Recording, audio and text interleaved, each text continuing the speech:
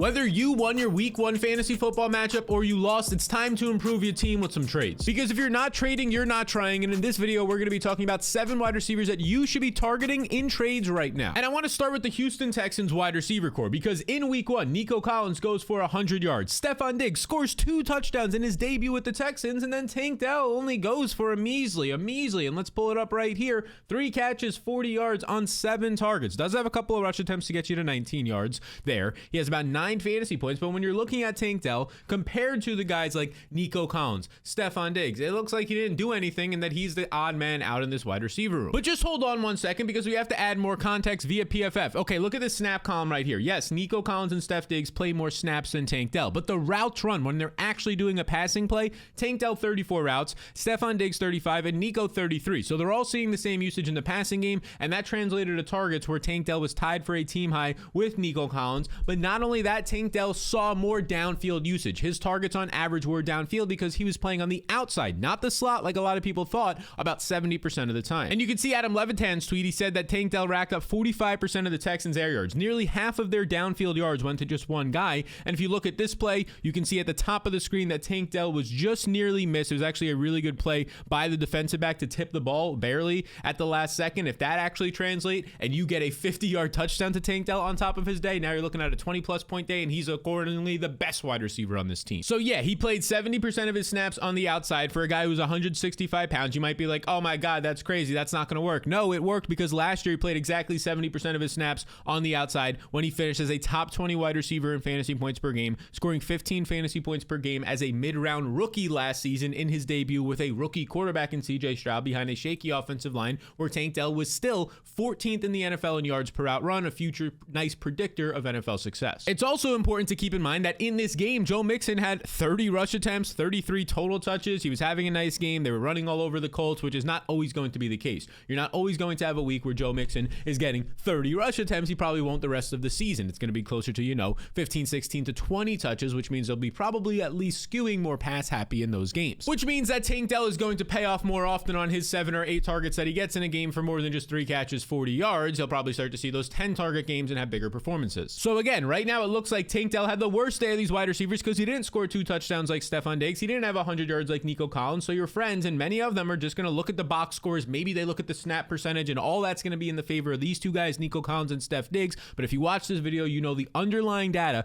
is pointing right now to one Tank Dell. Now here's the thing. I want to buy low on him, but don't be shocked in week 2 if it's not a great game. They're facing the Bears, who did have a solid defensive outing in week 1, but the Texans are 7-point favorites with a nice team total. We expect the Texans to throw a lot, have a lot of success on offense this year. So I'm still starting Tank Dell heading into week 2. Yes, I am, despite only having 3 catches for 40 yards, and I think you should be buying low on him right now. And just to note, right after that matchup against the Bears, things get nice. A good matchup against the Vikings, a solid matchup at home against the Jaguars, even a good matchup against the Bills, because we would expect that this game is probably going to be the most highest scoring game on the week with a lot of fantasy goodness in it. And if we pull up PFF right here, based on expected points, the amount of points you were expected to score based on your usage, if that continues to happen on average, you'll probably score that many points. Okay, Cooper Kupp led all wide receivers. Right here, Tank Dell is number 9. He was a top 10 wide receiver in expected points, meaning he had a top 10 role in fantasy in week 1. And look who's not on this list. His teammates, Stefon Diggs, whose role actually wasn't that great, just found the end zone 2 times, and Nico Collins. Tank Dell is somebody you need to go get right now, people. And another dude you should get, and bear with me on this one, I know this guy is banged up and didn't play in week 1, and that's why you should be trading for him, is Marquise Brown of the Kansas City Chiefs offense. And look, here's the deal. This Chiefs offense looked amazing against a very good defense in the Ravens in week 1. You're probably not going to be able to get Rashee Rice, who had over 100 yards. You're probably not going to be able to trade for Xavier Worthy, the exciting rookie who in his NFL debut had 2 explosive plays, both going for touchdowns and over 20 fantasy points.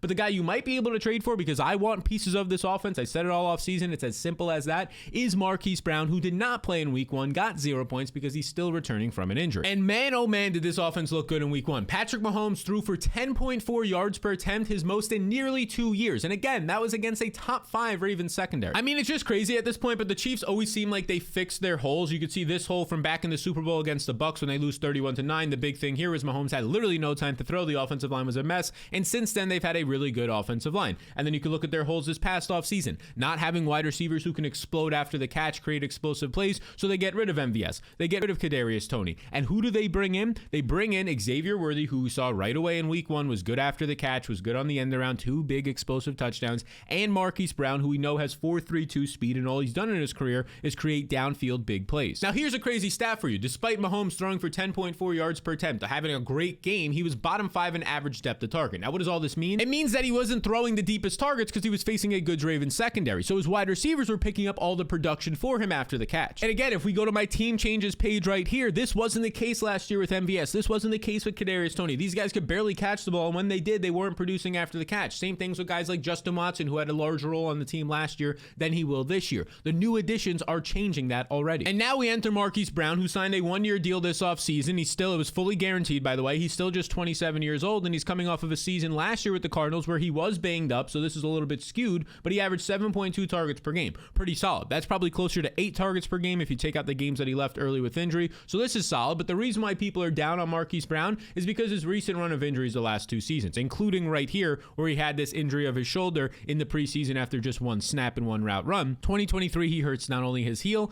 but his hamstring. Those are 2 brutal injuries, especially the hamstring. 2020, he fractures his foot, which ultimately kind of messes up his season and then gets a groin strain later in the year. So it's been these last 2 seasons, including the start to this one, where we're just not seeing Hollywood Brown out on the field. So the sentiment around him is down, and the sentiment going up on his teammates, Rashee Rice and Xavier Worthy, is up. You might be able to buy low on Hollywood right now, because this is still a guy that over his last 4 years, despite dealing with injuries in these last 2 years in 2022 and 2023, as you can see right here, missing some games, he still averaged 100 plus targets in 4 straight seasons, despite being on 2 different teams with multiple different quarterbacks and having to adjust to multiple different offenses. And as I mentioned earlier, the reason why they went out and got him, he's a playmaker, 4.32 speed, but he's not just this downfield receiver who wins downfield. He's shown over the years as an NFL veteran and pro. Again, now he's 27 years old. He could put on a little bit of size and also be a great route runner. So I'm expecting this Chiefs offense to be highly productive, especially as they don't face as good defenses as the Ravens, and Mahomes throws more than 28 times like he did in that game. And in my opinion, the easiest way to get a piece of this offense is to buy low on Marquise Brown before he returns and starts producing. Now, next up, I want to go to this game right here. The Dallas Cowboys blowing out the Cleveland Browns. It wasn't even this close, a 16-point game. The Browns scored a little bit later on a touchdown. They blew out the Cleveland Browns, and I want to talk about the Browns side of the ball because in this game,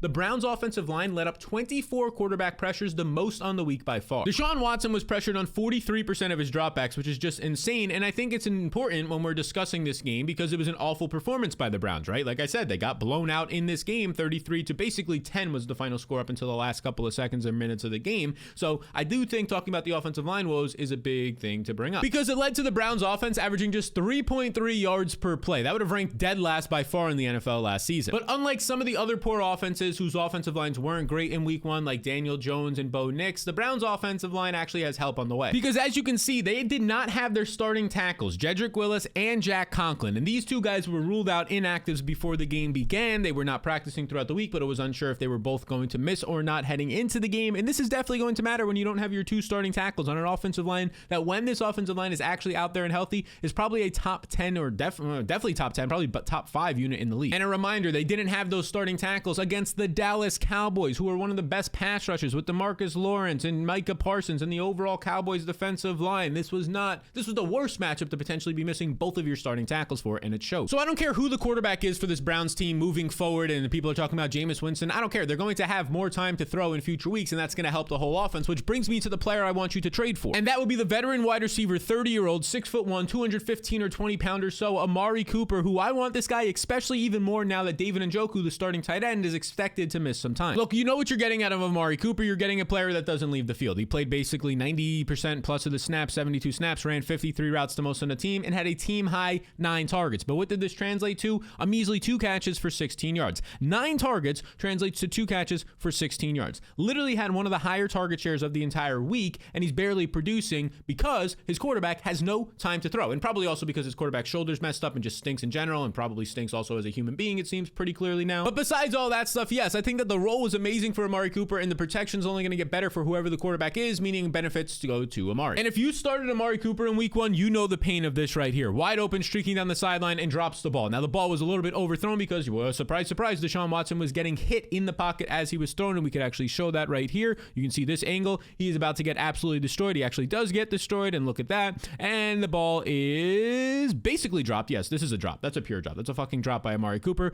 That sucks. The day could have been much bigger. If he finishes his box score with a 50-yard touchdown reception, there's no way you're going to be able to trade for him. We just saw that. He's getting separation. He's getting targets, and now his quarterbacks will have time to throw in future weeks. This is according to PFF. Amari Cooper was the 3rd most unlucky unlucky wide receiver on the week, meaning based on his fantasy points that he actually scored and what he should have scored, he was the third most unlucky. Number 1 was Courtland Sutton. Number 2 is Deontay Johnson. These are just guys on terrible offenses right now. And number 3 is Amari Cooper. Part of that is because the dude dropped the ball, but also because his quarterback had no time to throw, had a lot of uncatchable targets, even though he was getting open. And when we're talking about competition, like I mentioned, David Njoku is banged up. Nick Chubb's not coming back anytime soon. This team is going to continue to pass the ball, in my opinion. And the only competition right now, Elijah Mitchell got a lot of usage in week 1 in terms of routes run and snaps, but not targets. Jerry Jeudy saw a lot of targets on his routes run, so it's like Jerry Jeudy is your biggest competition. Yeah, I think Amari Cooper can consistently earn 8+ targets a week. And he should be able to do that as soon as next week against a Jags defensive line that ranks bottom 10 in the NFL in pressure rate, not top 5 like the Cowboys is after week 1. So I think this is going to be a nice matchup, whether it's Deshaun Watson or Jameis Winston on their center for Amari Cooper and the Browns. Now, before we keep going, I just want to show you this right here. These are my top rankings for every single position every single week. These are from week 1, and you can see I rank basically everybody. I rank over 100 wide receivers. I rank 70 running backs. I rank like 50 tight ends. These are my rankings for week 1, as well as also check this out right here, the game-by-game matchup notes. Every single position you can scroll through, matchup notes for them, their defensive line, offensive line, wide receiver, cornerback matchups, tight ends versus safeties and linebackers. You can filter it by game if you would like to. Every single thing that you need to know, the weight advantages for the wide receivers over the cornerbacks, the speed advantages. Takes a lot of time to be doing this, and it's a ton of great information that easily sets you apart from your competition, and you can get it right now. You can get it in my risk-free fantasy blueprint, which over 15,000 people have access to, and it's risk-free this year if you sign up through one of our 2 partners right here. There's a link in the description below, and there's some steps that you can follow to get that. And here's the thing. It's risk-free, meaning, and a lot of people ask, what does that mean? It means I'll 100% refund you if you don't make your fantasy playoffs. Your $10 one-time payment gets refunded, no questions asked, and here's the deal. You get those rankings every single week that are updated. You get the game-by-game matchup notes, and you get a whole lot more. Waiver wire tiers, rest of season rankings, Discord access, all of that stuff and more. You can join 15,000 people to get the fantasy blueprint that will help you win your fantasy league and your matchup this week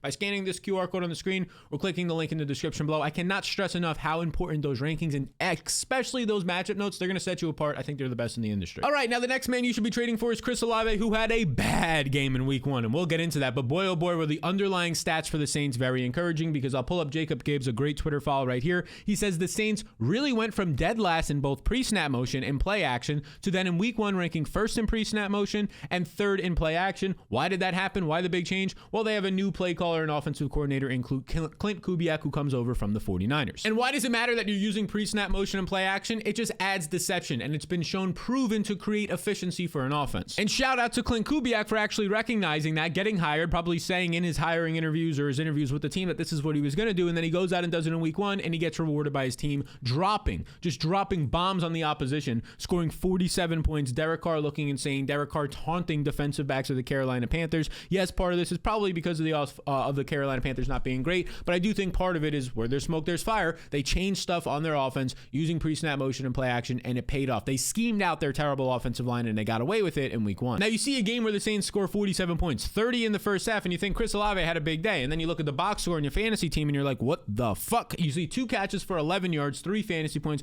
What the hell's going on? Well, the team, again, they blew this team out. They were up 30 points to like 3 or so at halftime, or at one point in this game. They didn't have to throw the ball. Derek Carr in this game only threw 23 times. But that's not always going to be the case, and for the most part, outside of Rashid Shaheed having a big touchdown early on, none of these receivers did much. Like, there was a couple of checkdowns, and honestly, the tight ends in Juwan Johnson and Foster Moreau both finished top 5 in tight end production week 1 in fantasy, which is just saying something because they both scored 10 or more fantasy points. So these guys were seeing some production. Alvin Kamara was seeing some checkdowns. The wide receivers and downfield usage wasn't there, especially in the second half as much, but it should be in future weeks when they're not beating teams by 30 points. In my opinion, the most important thing that we saw here was the change in offensive philosophy, and this offense is going to be much more efficient and just dynamic and probably explosive, and that helps Chris Olave. He's a buy low option. And so is the rookie lad McConkey, who had a big debut, a big NFL debut for the Los Angeles Chargers. Let's talk about it right here. We can look at PFF's usage. You can see McConkey played 38 snaps to second on the team, second most behind Josh Palmer. He runs 22 routes, which is neck and neck. He was basically the slot receiver, but did play some on the outside, which is important.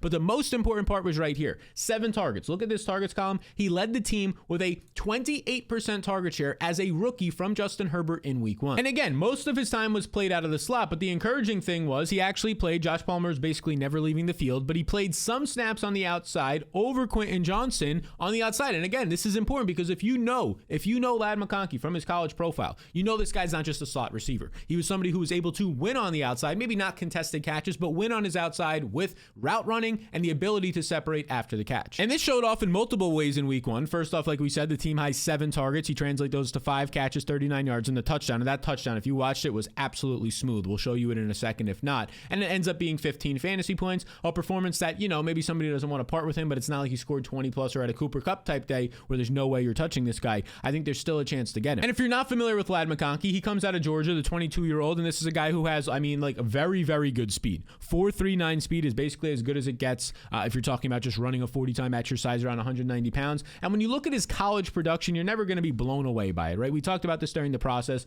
3 years in college, so he is an early declare. Just 400 yards in season 1. 762 in the second season is huge, but keep in mind, he's competing with other first-round talents on this team during this time. Brock Bowers, a first-round talent. A second-round talent at some points in Adonai Mitchell, who's now in the Colts having some nice success early on in his career. But in 2023, in 9 games before his injury, Ladd McConkey was top 5 in wide receiver efficiency, ahead of guys like Marvin Harrison Jr. when you're looking at yards per route run. Now, I mentioned his touchdown catch and just how good he is. This is how nifty. This is what he's known for. He's known for being quick off the line of scrimmage, strong after the catch, and a great route runner. Look at this right here. Crossing route, middle of the field, stops on a dime, absolutely swerves 2 dudes, walks right into the end zone. This is why you get Ladd McConkey. He's a playmaker. He's not a slot receiver. He can work out of the slot. He can win on the outside, and he is an absolute creative, crafty route runner who does amazing things after the catch, just like that touchdown. And now he's going to be playing in an offense where he clearly has a great role right away. They threw more than people expected 33 times in week 1, and they have to replace not only Mike Williams, Keenan Allen, Gerald Everett, and Austin Eckler, their starting receivers, tight end, and running back. They have to replace all those guys, and Ladd McConkey is the leading candidate to do it as the guy they traded up for in the second round of the draft. We saw that in week 1. Could he be the new Keenan Allen for Justin Herbert? I don't know, maybe, and I'm willing to take the bet by trading for him to do so. Now, before we get into this next guy who was actually pulled in the third quarter, and if you look at his stats through the first 3 quarters, it was very encouraging, but people are sleeping on this. I just want to let you know that over 65% of you are not subscribed to this channel. That number is getting closer to my goal of about 50%, but here's the deal. Gentleman's agreement. We shake on it. If you find these videos helpful, you hit the subscribe button because it really helps these videos get seen by more people then, and it goes a long way for me and being able to put out even more content. So the gentleman's agreement, hit that subscribe button right now. Now that player I'm talking about is Deontay Johnson, who look, his usage in week 1, if you look at it, immediately you're starting to get concerned. You see 39 snaps. That's only 66% of the snaps in this game. 27 routes run in this game out of a total of how many routes were in the game? 39 total routes run. That means just passing plays. So he only plays on 66% of the snaps, runs a route on less than 70% of the plays. So you're looking at this as like, this was supposed to be a full-time player. Now he's seeing the worst usage of his career. Well, and this is something that I identified while watching the game, seeing he got pulled because I had been in many fantasy leagues if you've watched my content this offseason. Jacob Gibbs goes out there and says Deontay Johnson sat out most of the fourth quarter. He had a 35% target share before that. A 35% target share would have ranked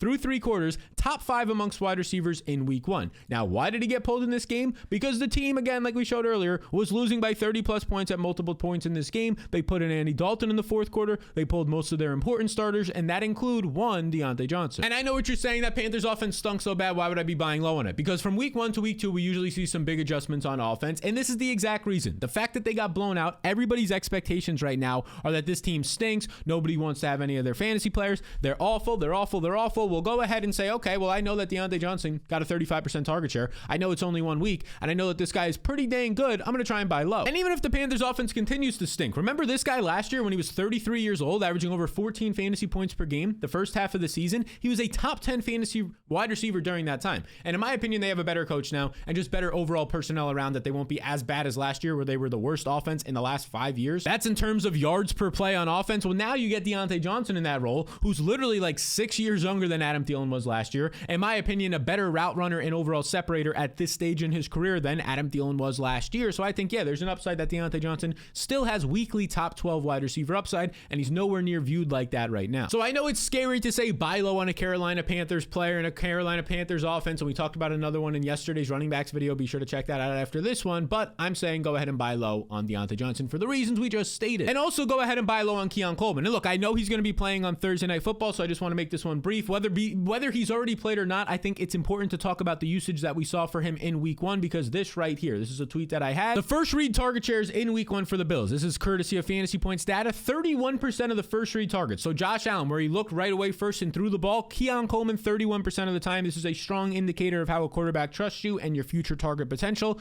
compared to guys like Khalil Shakur and Curtis Samuel, just 13%. So he nearly doubled them. And he actually had a nice NFL debut, the guy that they traded up for in the second round of the draft. Because he had by far the best role on this team. Played the most snaps, 45. Ran the most routes, 27. Had the most targets at 5 targets. And that translated to a nice day of 9 fantasy points, 4 catches for 51 yards in a day where the Bills only threw in this game 23 times because Josh Allen was getting it done with his legs 39. James Cook had a nice day on the ground as well. They had a couple of short fields due to some turnovers, so they didn't have to throw the ball as much. If you get 5 targets on 23 targets moving forward, or 5 targets on 23 attempts moving forward, when Josh Allen throws those 30 to 40 times in a game, that's where we're going to get the Keon Coleman blowups. And look, I do think some things might change because Curtis Samuel is probably going to play a little bit more than he did in week 1. He was dealing with a turf injury or turf toe injury. You can see he only played 17 snaps, 9 routes run. Maybe that pulls away from Keon Coleman. Based on the usage in this game, I would say that it's probably going to pull away from Khalil Shakur, pull away from maybe even Matt Collins a little bit if it does indeed happen. Now, heading into week 2, and again, this game might have already happened, he's going to face Miami, a very difficult secondary. There's a chance that Keon Coleman doesn't have a good game in this game, and if that's the case, as long as his underlying usage is still good, I want to continue to buy low on Keon Coleman, depending on, no matter what happens, I should say, on Thursday Night Football. And the reason why is I'm not going to judge Keon Coleman on his second ever game on a short week in the NFL against the Dolphins, probably top 10, maybe top 5 secondary. I'm not going to judge him if he has a bad game. As long as the good usage is there, great. If he does have a great game and he pops off, well, then you're going to have to pay a little bit more for him. But I think Josh Allen's number 1 wide receiver in a top 5 offense in the NFL is worth it. And I also think that this free play over on Prize Picks is worth it. And I have to let you know about it because Caleb Williams for over a half a passing yard. If he throws for just 1 passing yard in his second NFL game ever against the Texans, which he will, you win. This is a promotion. They just want to get you on their site.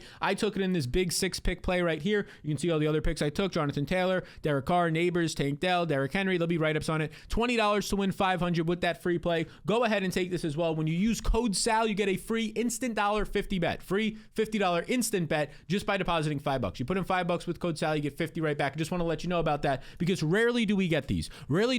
Sometimes in week 1, rarely in week 2, a free play like we're getting with Caleb Williams right now. So be sure to take advantage of it. You can take advantage of it with the link in the description or the QR code on the screen, and be sure to use code SAL for that free $50 play. Go get it right now. These have been the wide receivers that you should trade for before week 2, before it's too late. But if you want to see the running backs that we talked about yesterday that you need to be trading for, not now, but right now, well, check out this video right here because it might be your favorite video of all time. And if you made it to the end and you made it through my fast talk, and I see the people in the comments talking about my fast talking.